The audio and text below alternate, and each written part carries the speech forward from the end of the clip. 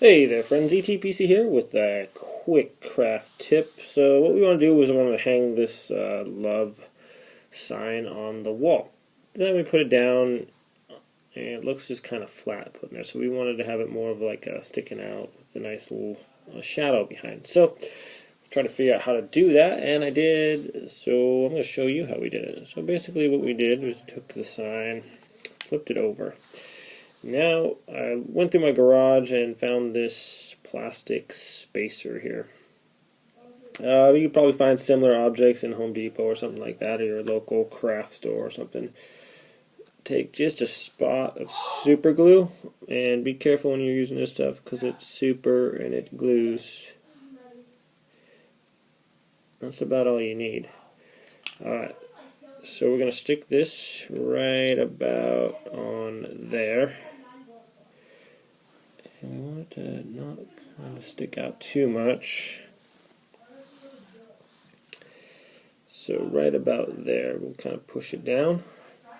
And that should be going nowhere. Alright, this super glue is amazing. I don't even know. Some super glues you get and it takes forever to dry. This stuff right here, I kid you not, this is no joke. It is 5-star. Anyways, so now that that is established, you're wondering why we have the tack. Well, obviously to attach it to the wall. And how do we get it to stay in here, though? Because if you just hook it on there, it's going to just fall off. So that's why we have the rubber bands. Okay, so with the rubber bands, what you want to do is wrap it around the tack here. And what it's going to do is basically give you,